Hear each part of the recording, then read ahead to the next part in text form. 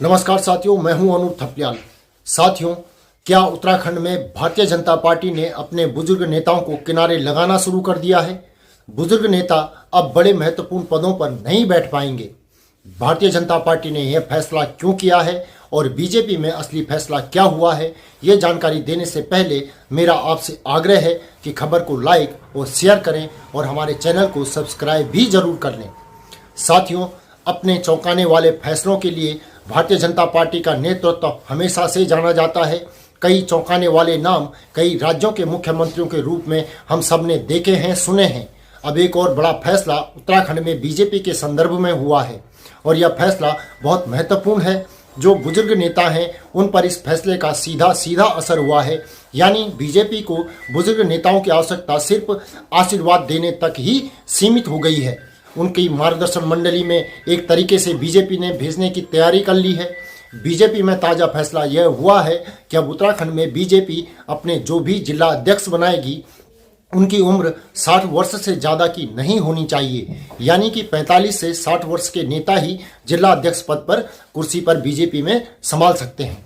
BJP में जिला अध्यक्षों के चुनाव 28 फरवरी तक होने हैं और लगभग 27-28 जिले बीजेपी के संगठन की दृष्टि से उत्तराखंड में बनाए गए हैं। एक और बड़ा फैसला हुआ है कि जो भी मंडल अध्यक्ष हैं उनका चुनाव 25 फरवरी तक होना है और 300 से ज़्यादा मंडल बीजेपी ने उत्तराखंड में तैयार किए हैं। बीजेपी में बुजुर्गों को अध्यक्ष की कुर्सी तो नहीं मिलेगी, वह उपाध्यक्ष बन सकते हैं, वो ज्वाइंट सेक्रेटरी बन सकते हैं, लेकिन कोई भी ऐसा पद उनको नहीं दिया जाएगा जहां पर ज़्यादा भागदौड़ होती है। बीजेपी का एक कारण यह भी है 60 वर्ष से ऊपर के आयु के नेताओं को किनारे करने का कि आज जो चुनाव लड़ा जाता है वह बेहद हाईटेक हो गया है और बीजेपी के नेताओं का शायद ये मानना है कि 60 वर्ष से ऊपर के जो भी लोग हैं वह हाईटेक वॉर में पिछड़ जाएंगे, इसीलिए अब युवाओं को ही मौका देना चाहिए। ऐसा बताया जा रहा है कि 2027 का जो विधानसभा चुनाव होना है उसकी तैयारी भी बीजेपी ने अभी से करनी शुरू कर दी है, क्योंकि जो भी कार्यकारिणी बनेगी, जो प्रदेश अध्यक्ष होगा, जो जिला अध्यक्ष होंगे, जो मंडल अध्यक्ष बनेंगे, उनके कंधों पर यह महत्वपूर्ण जिम्मेदारी होगी कि 2027 का विधानसभा चुनाव वह सब बीजेपी को जिताएं। इसीलिए ऊर्जावान व्यक्तियों की अब आवश्यकता है, बुजुर्गों की आवश्यकता बीजेपी को अब नहीं है। बीजेपी ने निकाय चुनाव में भी युवा नेताओं को तवज्जो दी है और इसका सबसे बड़ा उदाहरण है देहरादून के मेयर सौरभ थपलियाल। वह आयु में बाकी वरिष्ठ नेताओं के मुकाबले उम्र में काफ़ी छोटे हैं, उन्हें तवज्जो दी और 1 लाख से ज़्यादा वोटों से सौरभ थपलियाल विजयी हुए, यानी कि युवाओं पर भरोसा किया तो विजय हासिल हुई। एक इस तरीके का संदेश देने की भी यह कोशिश है कि युवा ज़्यादा भागदौड़ कर सकता है, उसके अंदर ज़्यादा ताकत, ज़्यादा एनर्जी है। एक सवाल यहाँ पर यह भी फिर खड़ा होता है कि जब 2027 का विधानसभा चुनाव हो रहा होगा तो क्या चुनाव के जो दावेदार होंगे, जो टिकट के दावेदार होंगे, उनके लिए भी कोई उम्र की सीमा अभी से तय करने की कोशिश या कोई संदेश के रूप में स्पष्ट कर दी गई है? ये सवाल इसलिए भी है क्योंकि अभी तक उम्र का पैमाना कभी भी लागू नहीं हुआ था और अगर यह पैमाना लागू हो गया है तो इसका असर बहुत दूर तक और बहुत लंबा जाएगा। अगर उत्तराखंड के संदर्भ की हम बात करें तो उत्तराखंड का जो कैबिनेट है, मुख्यमंत्री सहित उनके जो कैबिनेट मंत्री हैं, उनकी जो उम्र है वह 60 से कम साल की है।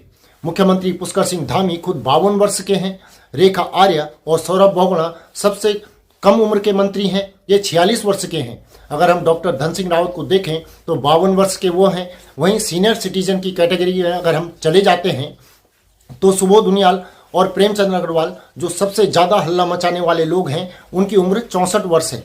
गणेश जोशी की उम्र 68 वर्ष है और सतपाल महाराज सबसे बुजुर्ग 73 वर्ष के हैं। तो यह एक उम्र तमाम कैबिनेट मंत्रियों की है और इनकी जब औसत आयु निकाली जाती है तो वह लगभग 58 वर्ष होती है।